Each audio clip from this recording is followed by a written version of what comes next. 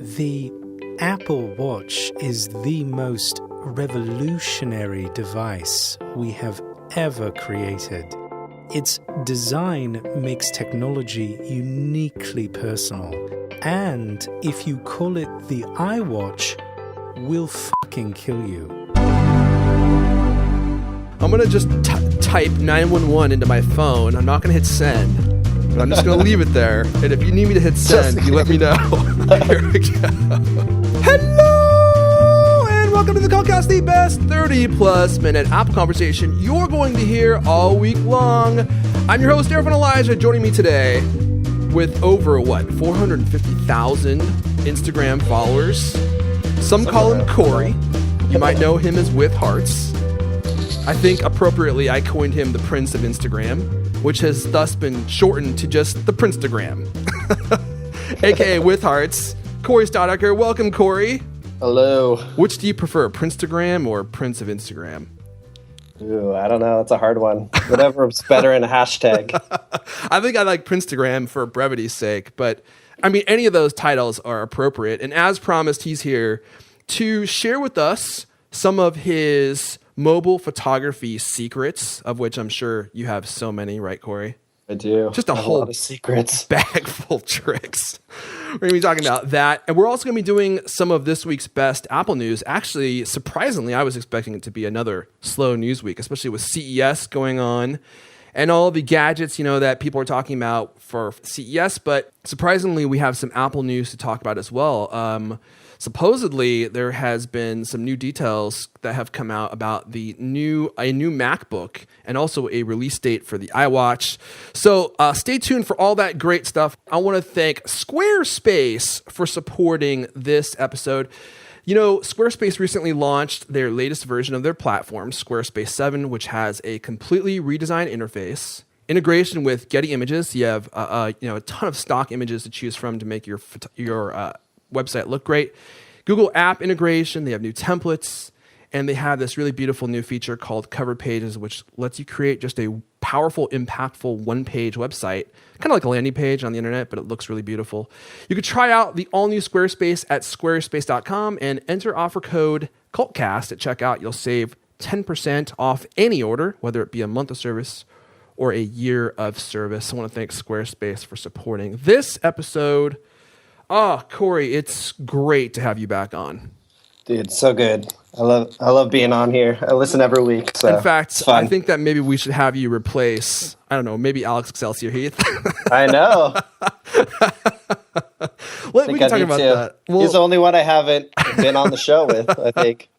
Yeah, we've been trying to keep him away from you. He gets really clingy. So, and he's obsessed. He gets really obsessed. I mean, he comments on all your Instagram pictures. I always get random Prince comments. Is that all he says? It's just my name to Prince. Is that all he says? It's just Prince? That's it? Yeah. So if you haven't followed Corey on Instagram, you should. It's Instagram with hearts, and that's with 2 H's. So with hearts. And I have to say, Corey, your photography has gotten even better since last time we had you on. I mean, it just keeps getting better. And thanks, so man. I'm excited to hear fun. What you're doing and the camera you're using, the apps that you're using, and just kind of like your process. I know we talked about this once before, but I kind of feel like I can't get enough of it. And we had such a good response last time we had you on. People love hearing that kind of stuff. You had a great 2014. I did. Yeah, it's been amazing, dude. And you announced your engagement on Instagram, right? Yeah. Posted it, made a YouTube video that went crazy. I guess people like seeing the guy's perspective once they propose. So, yeah, that was really fun. And it got on Today's Show. Wait, you got on the Today Show? Yeah. I didn't know that. What happened? So basically, they saw the engagement video. They cried. And they were like, hey, we want to do the spot on you guys meeting on Instagram. And so, yeah, it was on the Today Show. You kind of glossed over one part of that story, and I was actually going to bring this up. So I didn't know this, but you actually met your fiance on Instagram. Yeah, so she followed me on Instagram for a while. And we had a mutual photographer friend, and he introduced us to each other. And, yeah, we kind of developed our relationship online. So was it through like the Instagram comments? Hashtags and I was emoji. like, oh, this girl's cute. I'll follow her. That is an unbelievable story. So she followed you on Instagram. You guys kind of, I mean, I'm assuming you met outside of Instagram and started hanging out. Okay, great. So it wasn't just like, oh my gosh, I love your photography, LOL, and then you sent her the roses emoji, the diamond ring emoji, and the rest is history. Sealed the deal. And your fiance is also a pretty well-known Instagrammer, yeah? Yeah, she's amazing. I owe a lot of credit to her. She's amazing fashion and portrait photographer. She does a lot of brand and fashion blogging and stuff like that too. So it's Bethany Mariko on Instagram. Bethany Mariko on Instagram. And as I'm sure a lot of people know, your focus is, landscape photography.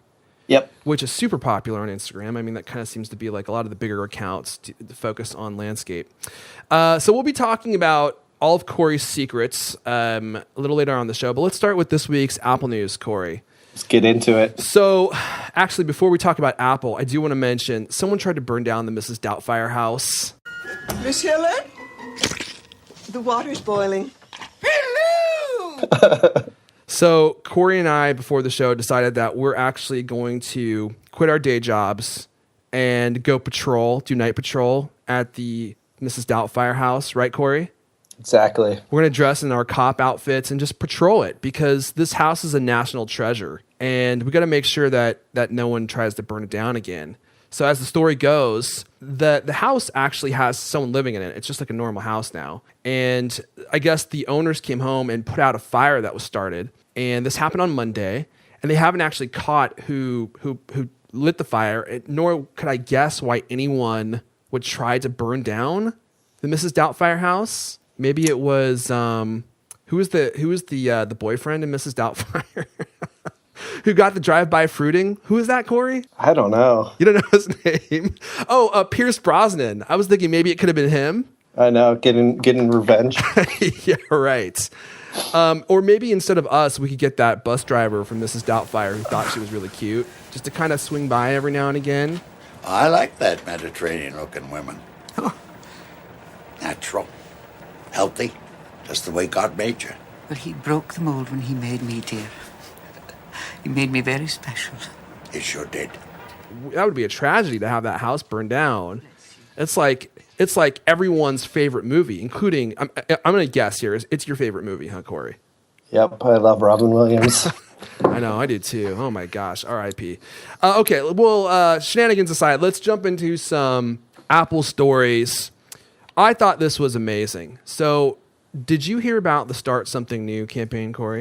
I have some friends who are a part of it. You do? So, yeah. So, why don't you tell us what it is? So basically, following the launch of Apple stores, they're doing this new campaign where it's basically like a art gallery in the stores and online, where they feature like apps and how creatives are using those apps, like ViscoCam and panoramas and stuff like that. So one of my good friends, Jared Chambers, who does amazing landscape photography, was a part of that. So. Yeah, and then Austin Mann did a pano that was super good. So it's on Apple's website too. So the Start Something New campaign, as Corey said, they're featuring a bunch of artwork that was created on Apple devices, so Macs, iPhones, iPads, photography, artwork, and following the website portion of the Start Something New campaign, they're actually opening like these essentially kind of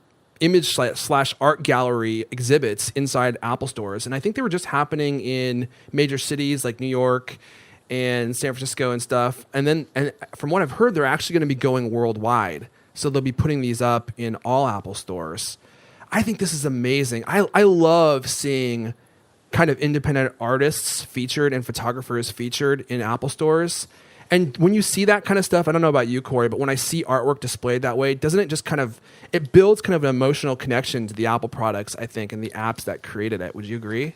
Yeah, totally. They're highlighting, not just what they're doing with their phones, but what people in the industries, are doing.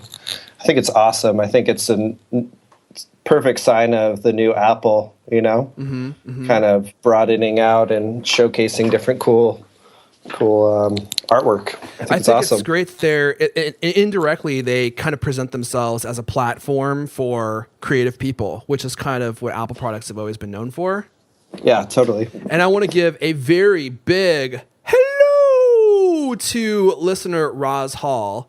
So I didn't even know this. Our listener Roz Hall actually had his artwork featured in the Apple stores too. A British artist, father, and he's actually the guy who created the Cultcast Christmas artwork last year. He did this really beautiful / insanely creepy piece of me looking like Santa Claus, and I have a small little Buster and a small little Leander on my knees.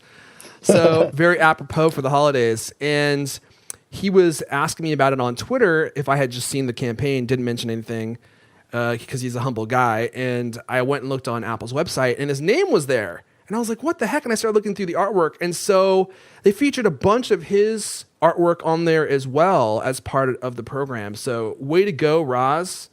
That's really cool that they did that. And I'm just curious, Corey, did your friends tell you how they got contacted by Apple? Was it just like a random thing? They just kind of emailed them or something? I think they, one of Apple's agencies or something like that contacted them. Just reached out and was like, do you want us to feature you in Apple stores? Yeah. They're like, I guess. You're like, I don't know. I don't know. Can I think? I'll think about it. Yeah, how much? How much are you going to give me? I'll think about it. I'll get back to you. I was going to do a Samsung campaign. So, I'll have to get back to you guys about that. Good week to be at 9to5Mac. They came out with a couple stories this week from their sources that I thought were definitely worth talking about. So first off, according to 9to5Mac, we're going to be seeing an Apple Watch sometime in March. That's going to be the release date according to their sources. And they had multiple sources tell them that this is probably what was going to happen. So looks like it could be likely. They're also saying that they're going to be flying some Apple Store employees from a lot of the different stores into the Apple offices in California, in Texas, to do like a hands-on training. So they kind of have to start getting prepared for this stuff. So it's kind of getting, I think, probably tough to keep this a secret, because if you're flying an employee or bringing an employee to like an Apple location from an Apple store, those guys got to talk to each other and tell each other what's going on, I'm thinking. So between February and March sometime, we might get a release date. My question to you, Corey, are you getting one? Ew, it depends how much it is. Really? I thought for sure you were going to say yes. Yeah, we'll see. I don't know. I'm loving my Plus, but, yeah, we'll see if the first version is the best. Hopefully when the API is more built bigger. Out. Yeah, built out. And, Right. Maybe version 2, where people can build better apps for it. But this was I built think that'd be good for guys like you. Now that you have a fiance, you guys can each get one. You can send your heartbeat to each other. That doesn't interest you? That was one of the features they highlighted on stage. I know. I saw that. That was awesome. Yeah, I mean, that seems like something that would really help you, get closer to your fiance. So maybe you should consider it for that. So as far as pricing goes, because I know that's probably what everyone's wondering, is we know that the sport or the sport model is going to be $349. So that's the base model, oddly, because there's the model above that, which we don't know the pricing on, which is the Steel Band Edition. 9to5Mac was kind of thinking that was going to be $500. Again, no one really knows. They haven't announced it. And then there's the edition, which who knows how much that will be. That's probably going to be several $1,000s. But again, I kind of wonder how well a several $1,000 iWatch would sell. It would be interesting to talk to your fiance about this because she's into fashion. Yeah, she was like, I want a gold one. She did say that. Yeah. Really? Okay. When it first came out. Do you think she'd be willing to spend, I don't know, $4,000 for one? No, I wouldn't let her. She's gonna Depends. Yeah. Depends if you can upgrade it later, kind of like the software type thing that Buster was talking about in the past episode. But still, I mean, even the software, it's going to be like a computer. I mean, I'm sure you'll be able to upgrade the software, but the hardware, from what I understand, is built onto this chip, and that chip is soaked in a resin before they put it into the watch. So it's covered in plastic, and maybe it is interchangeable. We don't know.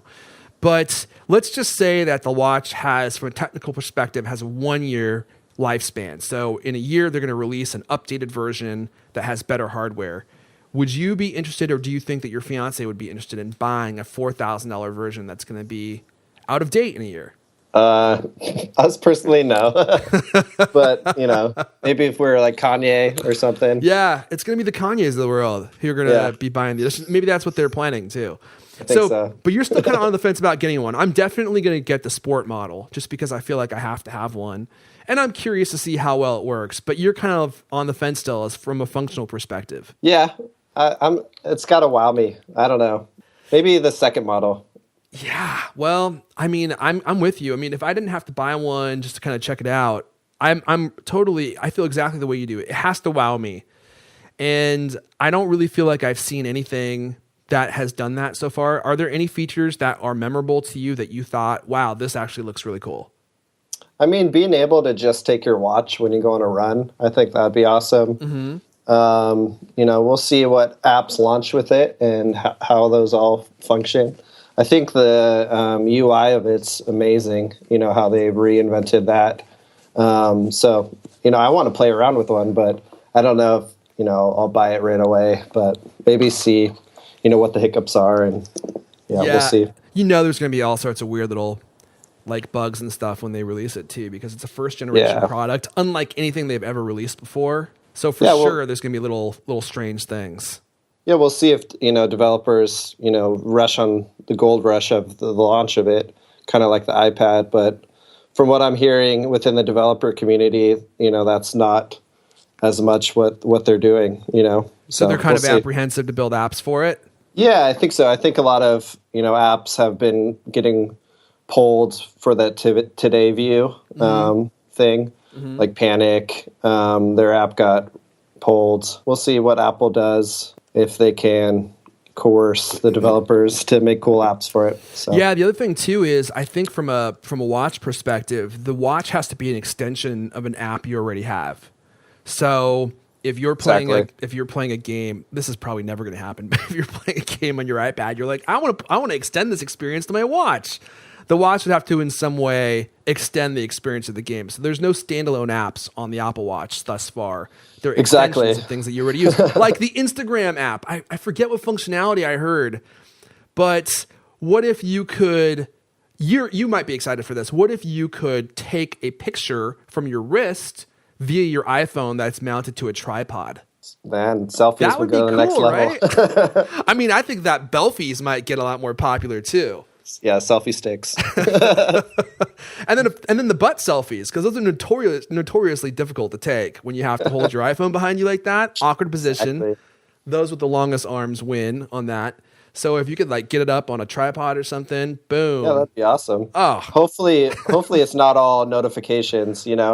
Like games that just notify you when you get free bonus lives or stuff like that. So I'm honestly worried about that.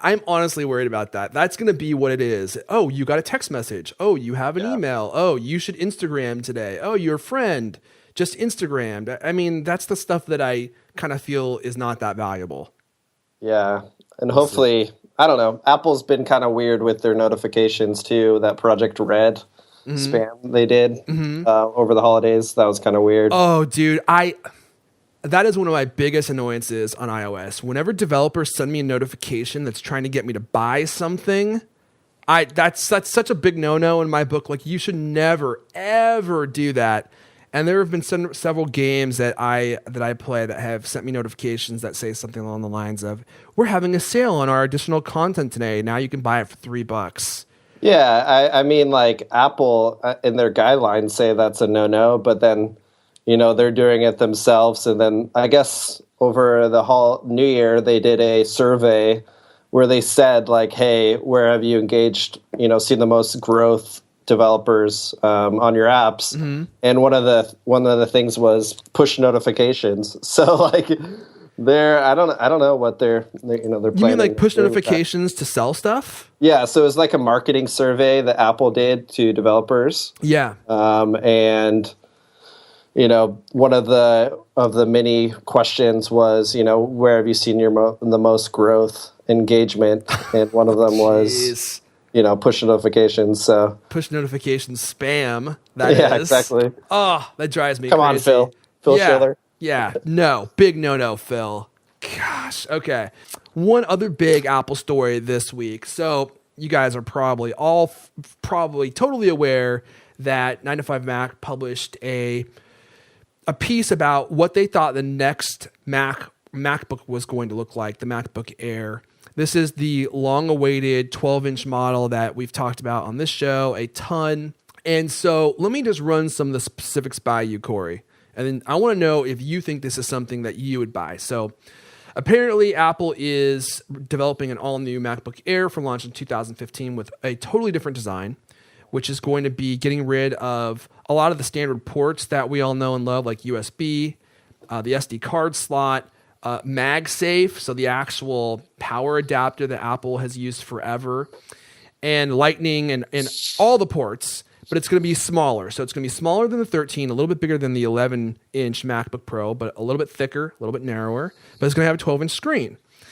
And they're going to be kind of shrinking or squishing the keys together. Not shrinking. The keys are still going to be normal size, according to 9 to 5 Mac, but they're going to be pushing the keys together to kind of make space for the smaller size. And the MacBook is going to have hardly any bezel at all. So the screen's going to have hardly any bezel. The outside of the actual MacBook is going to kind of wrap tightly around the keyboard. So they're trying to make this thing really super duper small. In fact, internally, they were saying that it's being referred to as the MacBook Stealth, because it's so small and portable. Here's the thing though. So fanless, actually also.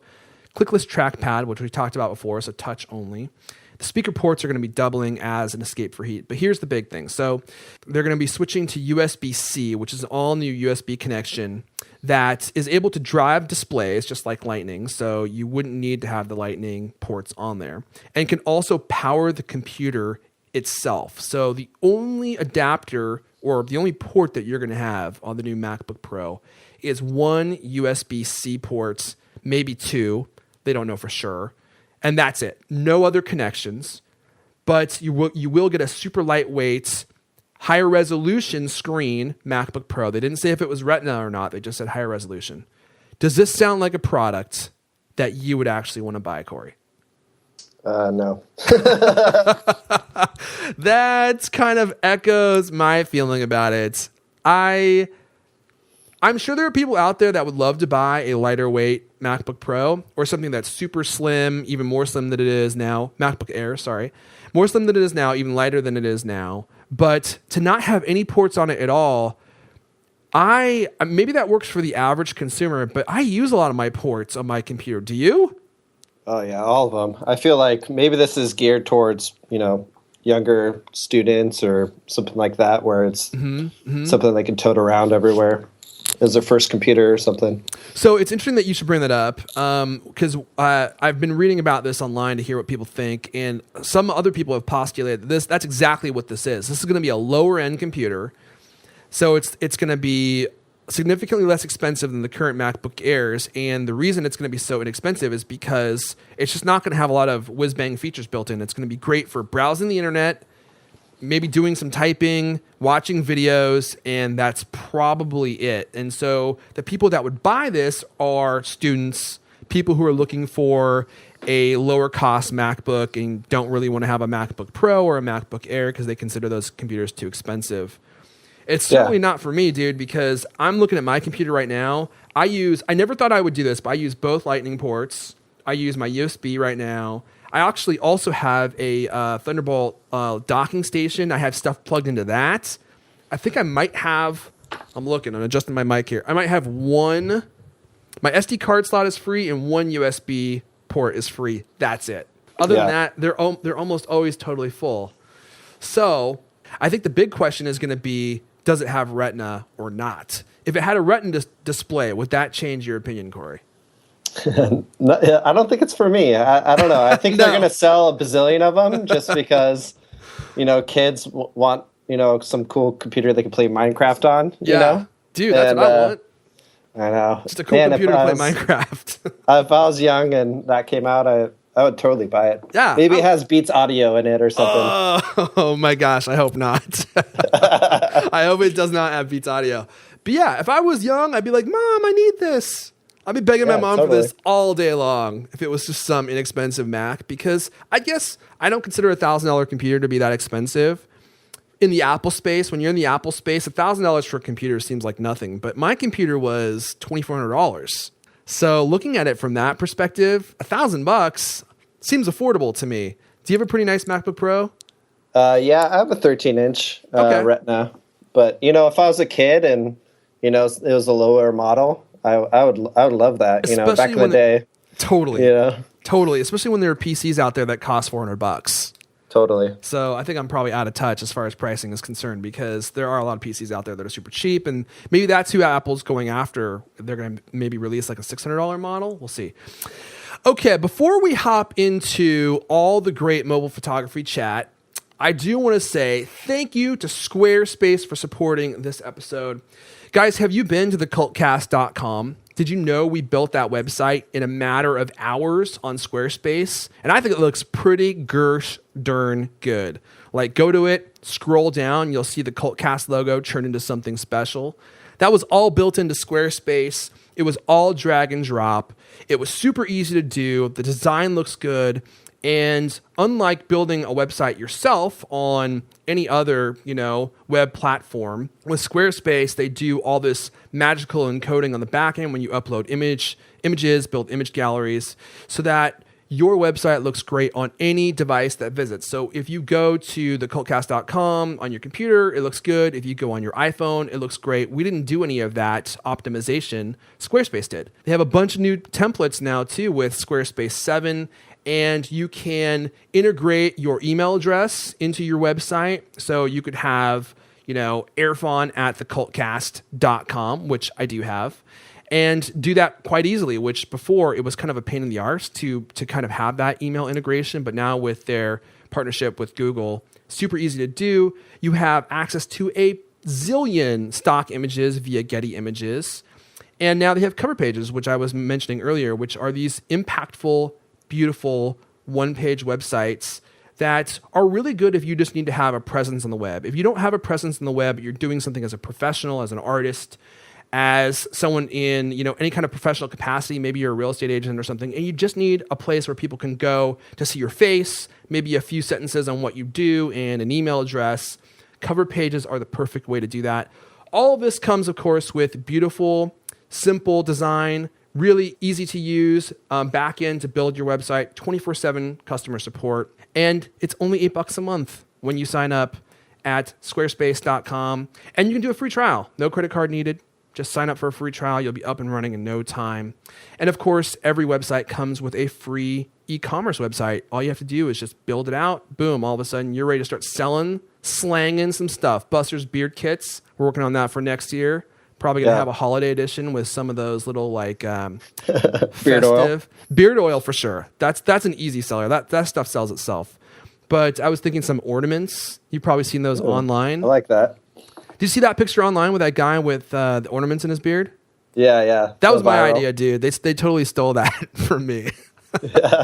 I'm getting $0.00 from every one of those transactions. And I was talking to Buster. I'm like, we need to write this wrong. So we're going to make a chest hair model.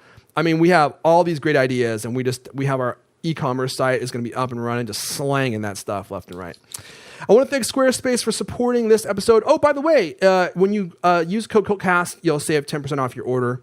And if you buy a year of hosting, you get a free domain name. Squarespace.com. Thank you, Squarespace, for supporting this episode. Alrighty, Prinstagram. Let's go into the nitty gritty, shall we? Let's dive deep. Let's just go deep. I mean, I guess for me, the first question, besides process, besides what apps you use, besides the camera you're using these days, I just want to know, what's it like to be you? You have 440,000 Instagram followers, and you're always posting these great pictures. I mean, are you just going out every day into the wilderness and finding these great sceneries to capture? I mean, how does that whole thing work? Yeah, I just live in the woods nonstop. So you smell wonderful. You don't shower very often. Noted. Yeah. No, I don't know. I travel a lot. It's been awesome. So you do travel a lot, because I was like, you're always going to these different places. Now, when Yeah, you say we a lot, do is that like throughout the stuff week, like that. or like is that like a lot each month? Like, how often do you travel? Yeah, probably like a couple times a month, like two times a month. Okay. Like this last couple months have been more crazy. Like we went from Oregon to Whistler to Texas to Switzerland. Like You went to Switzerland? yeah, we did a campaign with Swiss Army Knife. Wow. So we went to headquarters where they build Swiss Army knives and met the founders and You met the went, founders of Swiss Army Knife, or I Yeah, guess like- Victorinox is what the yeah, company's called. Victorinox, yeah. So we got to meet them, and that was for Wired magazine. And That's so so we cool. shot the ad for them for last month's issue of Wired Mm-hmm.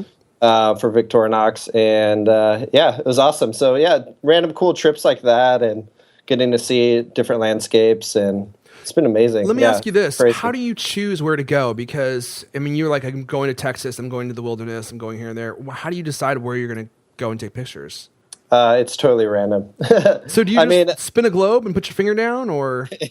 Yeah, it usually comes up like what's around our schedule. If like we have a photo job or something in a certain area, or like we're going to LA next week for a couple shoots, and so we'll go around and then take photos around there, and have awesome photos that we can use on Instagram and post and share those throughout the month or whenever. So I think when Instagram first started, it was very like, hey, share what your moment is right now. But now, since Instagram's so big, and I think a lot of people are using it differently nowadays, that it's more like a tailored art gallery for a lot of photographers that I'm friends with. So, we're showcasing, some photos that we've, been creating over the last month or, however long. So it's been crazy because, iPhone, the quality of its on Instagram is so close to DSLR because of Instagram's compression rates. So it's like you can't really tell the difference between a DSLR image nowadays and, iPhone 6 Plus or a 6 camera. So Yeah, if you told me you were using a DSLR, I would believe you, because your pictures, the dynamic range that they appear to have looks like a DSLR. And yeah, some of them I have been. okay, so some of them are DSLR. Yeah. Okay. I've been mixing it up lately, just because I like the DSLR sometimes better for those photos. So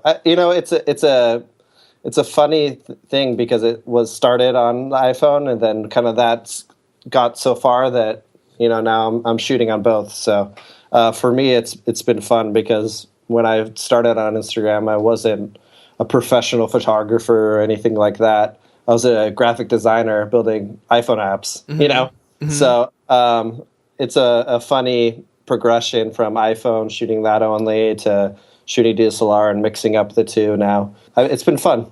So you're going to be going to LA next week. So do you just look at Google Maps and say, hey, what's around LA that we could go to and shoot? Yeah, it's cool because like geotags and, people have already, kind of already location scouted for you, on Instagram. So, yeah. Following people in different areas is cool because you can kind of see the cool spots to go to if you're traveling there. So, hitting up people in the area and connecting with them and, seeing if they want to go out and shoot or, stuff like that to discover new areas is always the best thing. So you're also using Instagram for discovery? Oh, yeah, totally. You met your fiance on Instagram. You're using it to take pictures. It's your job. You're also using it to travel. You are truly riding the wave.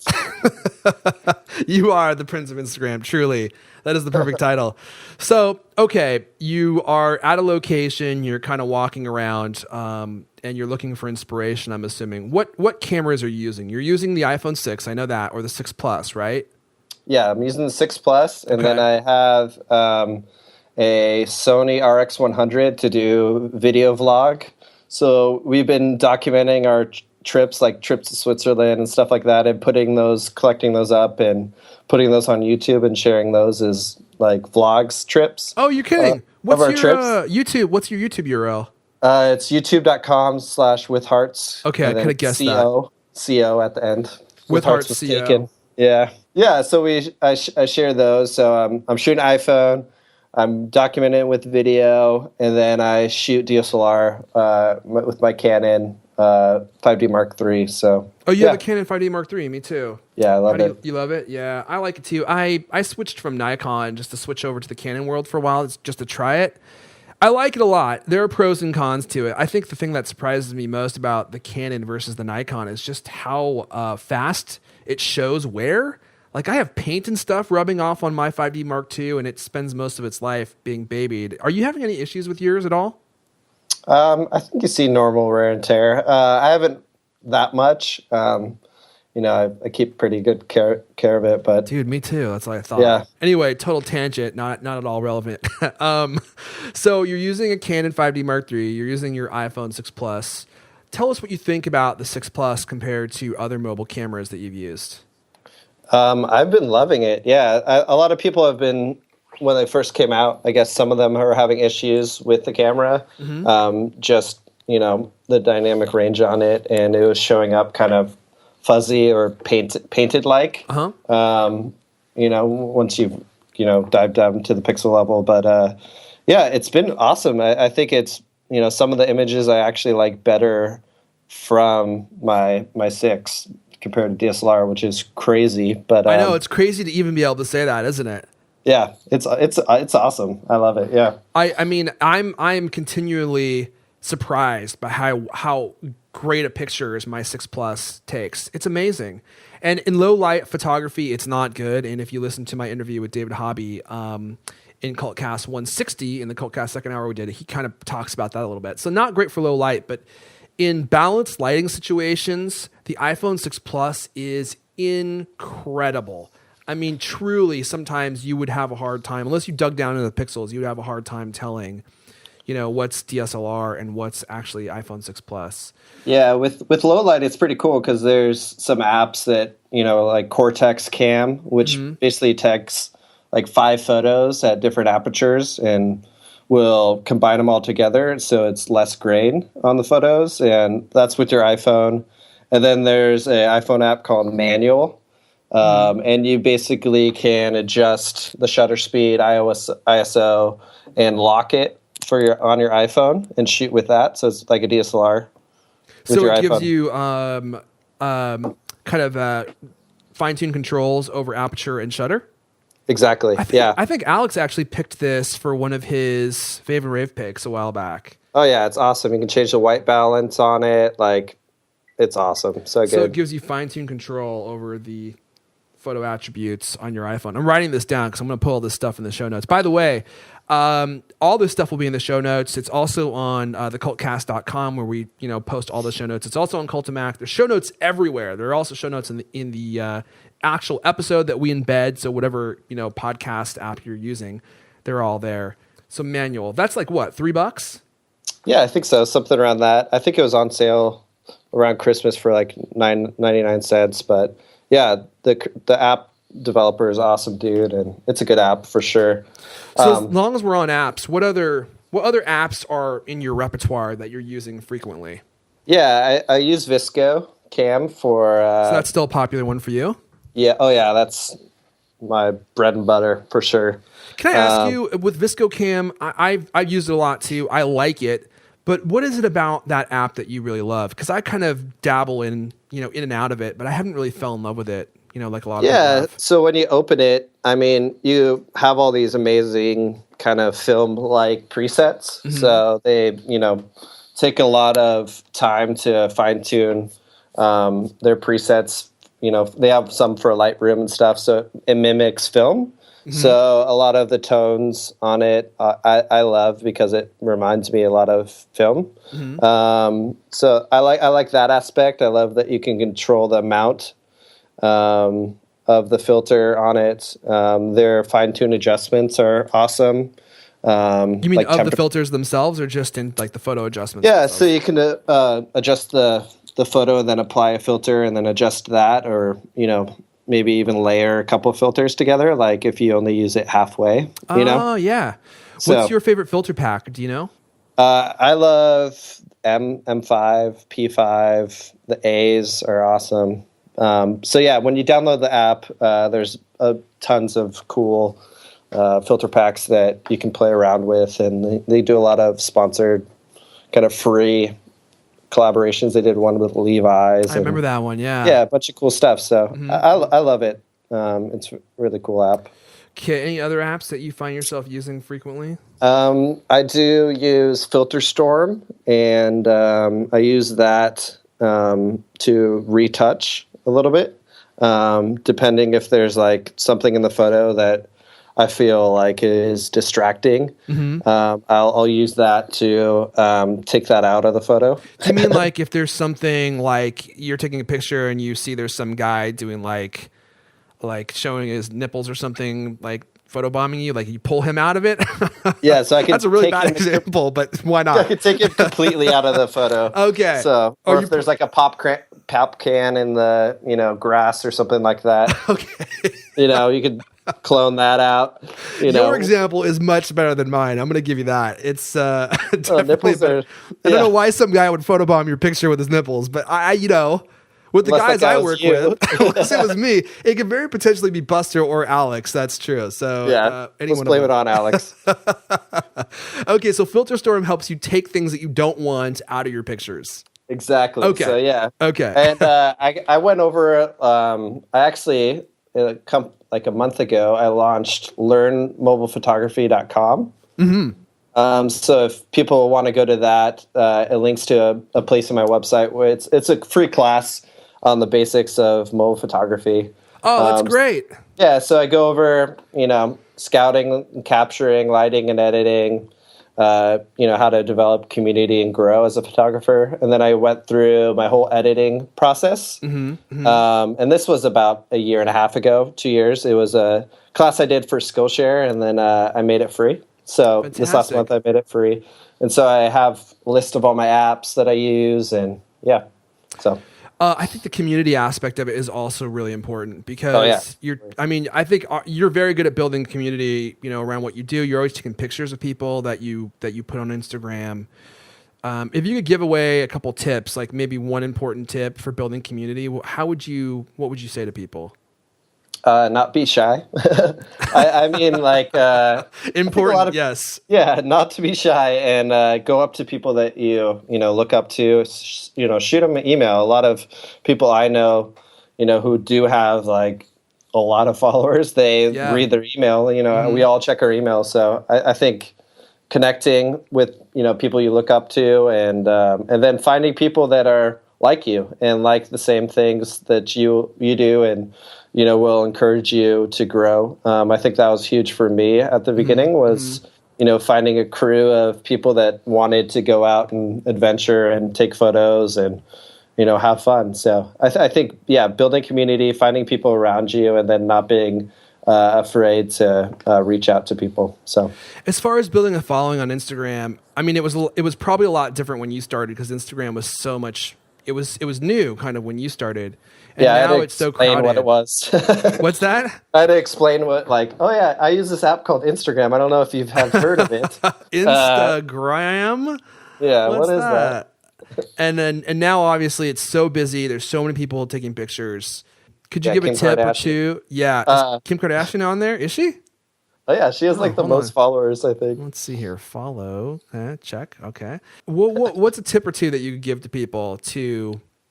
I don't want to say get followers. I don't think that should ever be your intention to get followers. But obviously you want to be able to share your photography with other people. How do you build a community on Instagram? That's a better way to do it.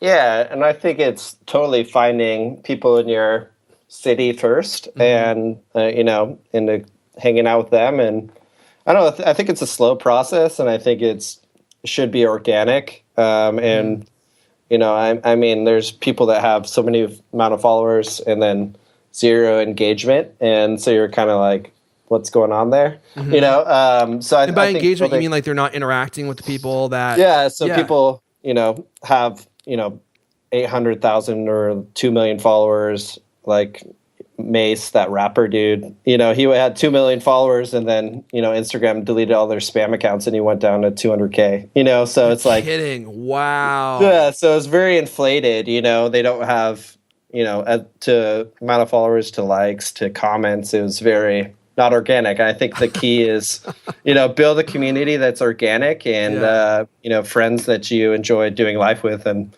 I think that's should be your focus no matter what. And I think followers will come when you're showing who you really are, and not as an artist, showing your work and being authentic. So I think that is an extraordinary tip. And in fact, if people were to ask me, what was one tip you could give people to build a podcast?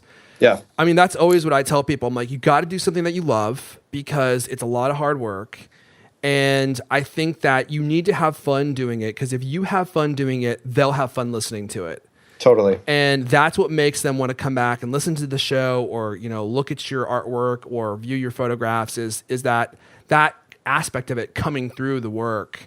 Yeah. You being you. I think the world doesn't need another, copy of me or anyone else. They need, that unique person, to bring their light to the world, who they are. Yeah. I think that's key. I feel like you're making a pointed comment about the haircut that I got that looks exactly like yours, and the glasses that I got that look just like yours. Okay. I was going to change my Instagram name to With Passion. With farts. With fart. Oh, even better. That's definitely taken. That's definitely taken. It is, yeah. You're right. It's a parody account. That's what I should do, and take really bad landscape photos. To your comment about Seattle haircuts, dude, you nailed it. Everyone in Seattle has the same haircut now, I feel like. Oh, yeah, you go to Ballard. I know. All you need to do is hipster town. Oh, it's hipster central, capital, Lumberjacks. USA. Yeah, Fremont too. All the neighborhoods now. Everyone looks like Macklemore. Yeah, Macklemore with a beard. Yes. You got to have the sleeves, the tatted sleeves too. Flannel. Yeah. Are the ear gauges still in? Are those still in? I don't know. Are those kind of phasing out? I think those are maybe out, and they're regretting their decision.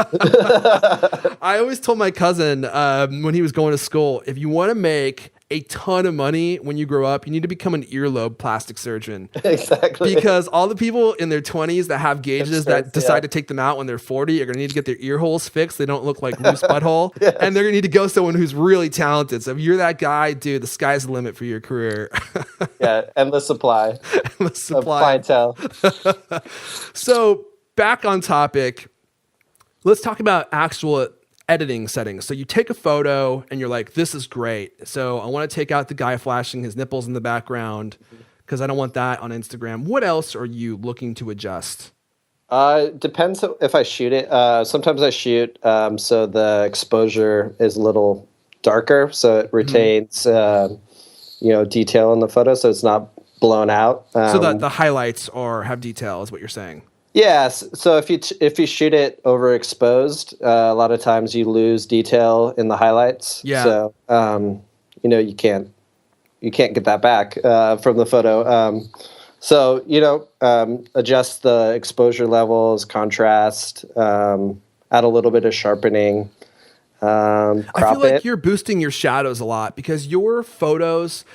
If I had to describe the With Hearts touch, your photos always look very dreamy. They have like this glow to them, and everyone in them looks great, and they have this airy quality to them. What would you say? How do you add that to the photos? Yeah, I do boost the shadows a little bit, just so it has that kind of atmosphere, emotion to the photo. I think that's one of the keys that I love to do is bring that to a photo where people are like inspired from it. I totally do that. Do you feel like a big part of it also is maybe just taking photos in beautiful light and starting from that perspective? Yeah, if it's blown out and harsh day in Texas, it's not going to be fun to shoot because everything's going to be super blown out, which means that it's going to be harsh light. So it's perfect that we live in the Northwest, and I know because we have this amazing cloud cover. We have diffusion all year round. Softbox, nonstop softbox. So it's funny because people that don't know anything about photography, just your everyday person who just takes pictures, they make comments like, "Oh, it's sunny. We lucked out. It's sunny outside, right? So that's going to improve the quality of the pictures." In fact, I was just taking some portraits recently, and it became sunny outside, and I was grumbling to myself, and I was like, "This is going to suck, right?" Because taking pictures in direct sunlight is very difficult. You have to have the right gear, or you have to find shade. And they were really excited. "Oh, look how beautiful it is outside. These pictures are going to be amazing." Well, yeah, amazingly bad. Everyone's going to look like they are a zombie because they're going to be totally blown out. Yeah, you got to wait till golden hour, which is like right, before sunset, that hour.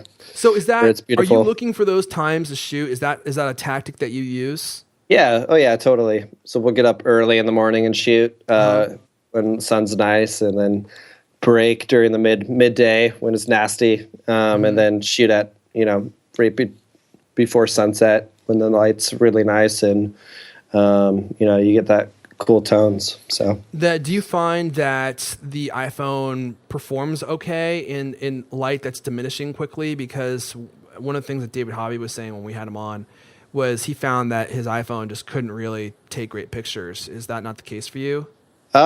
It's hit and miss. It depends what you're shooting. If you're shooting, a sunset, right before, I think it'd be awesome. But, after the sunset, and it's like he was saying that he likes to shoot right after the sun goes down for like half an hour or something. And that's a lot harder because, your sensor can't read that much, information. It's smaller to let all that light in. So. Yeah, I think it depends. I think you can control, it with like a manual app. So I personally like it shooting on iPhone before sunset, but after, it usually gets kind of gross and dark. Yeah, it doesn't take too long before the iPhone just is like, "Yep, I give up." Do you want to use the LED flash? I don't see a lot of that in your photography. You should start integrating the LED flash work. Let's talk about framing and inspiration. I know that the creative process is hard. It's hard to describe. It's hard to articulate. You just have to kind of experience it. But when you're out there, when you're walking around,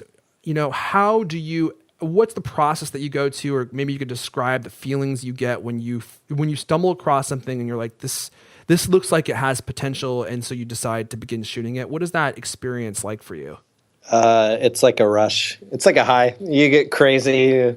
Bethany, my fiance would tell you, she'll like lose me because I'll just run off and, get so excited and go try to find that moment and just get pumped on life because you're looking at beauty. And I think trying to capture that's key. And I don't know. I think when we're in that moment and the setting's right, the nature, is beautiful. You're kind of in awe, and you're just trying to capture that moment in time the best that you can. So, I identify with that so much. You kind of get lost in this state, if you will, where you are totally focused. There's something there that you want to just describe, photographically to people. You want to translate to people, and you're not quite sure how you're going to do it, but you're kind of just following your nose.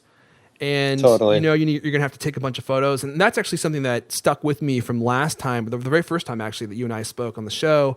You're like, I take maybe 300 pictures and I might use maybe one or two of those. So is that still the case? You just take a lot of photos and then you pick the one that really... Yeah, I keep a clean camera roll. So, so what did you get, the 16 gigabyte iPhone 6 Plus? No, I went 64 just because, the downloads for upgrade software is like 8 gigs or whatever, so. Yeah, that's true. Yeah, good point. Otherwise you have to plug it into your computer just to update the software. Exactly. So I got the 128 and the guy who robbed me got a 64. Yeah, so he got less than me. It makes me feel good about that. Yeah, what's the update on that? Oh, dude. Oh, as long as we're talking about it, I'm still trying to get the cop just to give two shites about the entire thing. Well, the only thing I'm waiting for is the footage from the 7-Eleven, and the 7-Eleven footage. They won't give it to me because I'm not a police officer, and they're like, we have to give it to the police. So they have it, and they're like, it shows the person's face, it shows the entire crime, and we want to give it to the police, and we've tried contacting them, and they won't come get it. So that's where I'm at. I'm trying to motivate this police officer to go get this footage and give it to me. And then once they do that, I'm just going to release everything I have to Reddit because I'm kind of at a dead end. Like I followed all the leads that I could, and we haven't really gotten anywhere productive. So I'm going to release everything to Reddit, and I'm going to hope that someone recognizes the car or recognizes him and is able to help me. I was saying we need to do a sting, just repost it. Dude, yeah. Be there. Oh, yeah. I tried that, actually. So funny enough, I tried reposting it on Craigslist, and I listed it at a ridiculously high price. So no one who was actually interested in buying one would be interested to buy it, right? It was like $1,300 or $1,400 or something. And I'm like, if you had money to actually buy this, there's no way you would contact me because it's too expensive. So I did that, and I got a bite, and somebody contacted me and was like, hey, how many iPhones do you have was the first question they asked me, which is funny because that was the exact same question I was asked when I was corresponding with the person who took the phone from me. And I was like, dude, oh my gosh, this is crazy, right? But that lead kind of fizzled. The person ended up just breaking contact with me and not following through. And spooked. He got spooked. Maybe he was like, dude, this guy is on to me. He knows. So he's going to come with his mace this time. So that guy got spooked. But here's the other thing too, is I started texting again with the number that I was texting with before, which the crook owned. And I have an ongoing texting thread with this number. But still to this day. But what I don't. Oh, hey, how are you? How's No. I totally. It's a long story, but I tricked them into thinking that I had their wallet. I was like, I just started off the conversation with, "Do you want it back or not?" And then I just waited, and the person got back to me, and they're like, "I'm sorry, like want what back?" I'm like, your wallet. Do you want your wallet? This is and I made up some name. This is John, right? And I got a text back. They're like, oh, yes, thank you so much, right? Let's meet up, yeah. It's totally made up. And this person is texting me with me now and saying that they want their wallet back. So this story kind of continues on for 4 or 5 days till finally they actually admitted, hey, look, this is not the person you think it is. This is not my wallet. And I was like, oh, dang. But anyway, this led to a conversation with the person on this number. What I don't know is this the same person who robbed me, or is this someone totally new? Because like these numbers get recycled when they don't get used. So if like the crook stopped using the number that I was texting with, it would have gotten assigned to somebody else. Yeah. I feel like this story right now is like Serial Podcast part 2. Airfon edition. People thought I was crazy. They're like, I cannot believe that you're taking it this far. You're obsessed. I'm like, I'm not obsessed. It's actually a fun game for me. And if we catch him, great. If not, that's fine. I tried my best. But it is interesting just to see where it goes, right? Because now I'm texting with this number again. It could very well be the criminal. And so I'm trying to get them to give me their address so I can like do a scope out of their house and see if the car is there. And dude, if you want to come with me, man, let's do it. We'll arm up. We'll roll out with a bat. With a bat. I got my golf club. Actually, I don't even have a golf club. I'll have to buy one, but I've got some blunt objects in my house. I have an old Dell I can hit them with. I mean, we'll figure something out. You have a guard dog, right? Too. Yeah, I have a ferocious 12-pound Chihuahua / toy terrier who I can just throw onto them. Just yells, Yokiro, Taco Bell. Yeah. Oh man, she'll go crazy on their jugular. Blood sprays everywhere. It's gonna be glorious. The ultimate payback. Where were we? Photography. I think that might be all the questions I had. We kind of talked about the settings that you adjust. Any particular hardware that you use in your photography that we should know about? There's Tripods? Awesome stuff. Yeah, you can get a Gorilla Pod. Those are awesome. Dude, those are great. I've been meaning to get one of those. Can you describe what they are? It's basically like an adjustable, like tripod that has like these tentacles type thing. You know, each bar you can adjust and wrap around like a bar or anything like that you want to put the tripod on. So it's really flexible and it's nice. So it's kind of for holding your iPhone in, I don't know, strange situations. They're not just standard like on the ground shots. Totally, and you could take like time lapse. Use Average Camera Pro or that app to take long exposures and. Average Camera Pro. Yeah, that's an awesome thing so you can get that those shots where it looks like the water's glassy, like super glass. Mm-hmm. That's like 100 photos in one. And they just put them all together so the water looks like glass. Do you ever use that for any of your shots? Yeah, I've used it. Yeah. Oh, interesting. Any other hardware that you find to be useful? I think was it Buster Alex recommended Moment lenses, and they're a Seattle company, and they developed. Yeah, they're awesome. They're super nice guys. I actually helped kind of test one of them when they were launching their Kickstarter. But yeah, they did a Kickstarter, and they've launched, so now you can even buy them. And I think they have them for 6 and 6 Plus. They have like these mounts on the back, and you can basically put a telephoto or a wide angle lens on it, so you get more in your more landscape in your photo. So it's awesome. So Moment lens is really good. So those are the ones that you install a case, right, onto your iPhone, and then you can install these lenses on there. It's like this little bar type thing that you attach to the back of your phone, and it sits over your lens, so you can just attach lenses nonstop and interchange them super easily. Cool. Okay. Moment lenses. Anything else you got? I think that's it. Yeah. Okay. Fantastic. Well, dude, thank you for sharing all of your secret tips with us. Yeah. I hope this inspires people to, I know we have a lot of photographers that listen to this show. I hope it inspires people to really go out there and improve, and maybe learn about some new apps that can help them, take better photos in different lighting conditions and stuff. But more than anything else, just to know it's a struggle. I mean, you have to go out there and you have to go through the motions, right? Yeah. That's the secret. You got to go out there and do it and just start somewhere and build a habit. Yeah. Build a habit. And, Corey, you obviously have developed a very good sense of style with your photos, and that's taken a lot of time and a lot of effort. And that's the goal, right? People have to go out there and really just kind of do this thing over and over again until they develop that same sense of style about their own photography that you have. Yeah. And I think that's being okay with you being you, and bringing your voice to the world and who you are and what makes you happy and what you want to post. Post what brings you joy, and stay humble. I think that's the best key. Yeah, stay humble for sure. And it's interesting. You'll go back a year after you've started and look at the work that you've done, and you'll be like, man, that's terrible. I even do that with Cultcast. Every time I listen to an old Cultcast, I'm like, oh my gosh, that's so bad.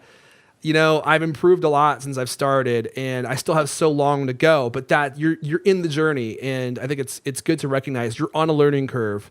And I think as long as you're looking not comparing yourself with others, and you're just trying to be the best you, I think then the pressure is off to try to be where someone else is at, because you are developing where you are, and a month from now you'll be hopefully way farther better. Along. Yeah. I'm always trying to become the next Radiolab.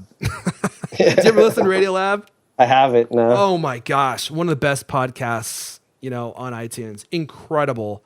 Just probably my favorite podcast of all time. Radiolab is just the guys that do it tell incredible stories, but more so than that, they use sounds to create these immense, rich, dense, incredible, inspiring audio landscapes that tell the story for them, so they don't have to use words all the time. And it's just an absolute journey. Every single one of them is so beautifully done and well told and inspiring. If you haven't listened to those, hopefully I've sold you. Go listen to one of them. They have this one about space. Oh my gosh. That's cool. Especially if you're a space buff, go check that out. Okay, Corey, before I let you go, I thought it'd be fun to wrap up with 2 questions. These are not photography related whatsoever. So clear your mind, clear your soul of those thoughts. Okay. Tell me a favorite piece of tech that you've liked in the last year. Anything at all. Dang. What kind of technology? Do I have to own it? No. Anything that you thought was cool in last year is fine too. You don't necessarily even need to own it. Oh, I think that, Elon Musk and their space exploration's super rad. So I don't know. SpaceX. Yeah, I think SpaceX is killing it. So I was going I'd to say, be so down to, be the first Instagrammer in space. oh man, It's one of my goals for 2015. So I don't know. So hopefully it happens. That's pretty aggressive timeline. Maybe 2017. I don't even know. Are they successfully sending people into space yet? Didn't one of their things recently explode? Yeah, I think one of the companies did, but there has to be another one. So maybe that was Virgin take Galactic. an elevator. Yeah, elevator Space to space. elevator. 2015 space elevators. I'm doing it. I think we just found our title. Okay, a movie that you really enjoyed, really loved in 2014. Ooh, there's so many. I think one of the best ones was Guardians of the Galaxy for me. Good choice. That was good. Lego Movie was awesome too. Yeah, that was fantastic. Yeah, Boyhood, that was good. Oh, I didn't see Boyhood, but I heard really good things about it. So rad. So the premise of that movie was they followed around Ethan Hawke, this boy who was an actor, and then Ethan Hawke's, actor wife for 15 years? Yeah, something like that. So it shows the kid when he's like super young and then going through, the awkward stages. And I mean, that kid was showing all his awkwardness and everything. All his middle school awkwardness? Yeah, exactly. To, millions of people. So it was cool. I think it's really cool, an indie movie that people definitely should see. I think it's on Redbox now. So. Oh, okay, good. Yeah, I want to check that one out too. Dude, there's pictures of me in middle school. I can just tell you, I don't want anyone to ever see. Yeah, exactly. I mean, just like the penultimate awkward airfon. I would never want anyone to see this in the history of my life. I mean, they can look at them when I'm dead, but hopefully not before. All right, well, let's go ahead and wrap it up there. Corey, I know you're available on Instagram. Your username is with hearts with two H's. Anywhere else people can find you? With Hearts on Instagram, Twitter, my website, withhearts.co, then learnmobilephotography.com. That's new. Yeah, those are the two basic ones. Learnmobilephotography.com. That's a good URL to have. I know. All right. Well, if you want to follow me on Twitter, I'm at Airfon. That's ERFON. I'm also at Airfon on Instagram, although I don't post nearly as often as Corey, nor are my images quite as compelling. But, you might see a cool pic every once in a while of my dog, something that I'm eating. Come check it out. This has been the Cultcast, the best 30 plus, super plus this episode, minute Apple conversation you're going to hear all week long. New episodes of the Cultcast come out every Thursday night. I want to thank everyone for listening. Thank you to Corey for joining me, the Princetagram himself, folks. And we'll see you guys, Corey. Next time. Oh, that was like the Darth Vader edition. That's probably. Thank you. I didn't even have to goad you or anything. All right. And we're clear. Cool, dude.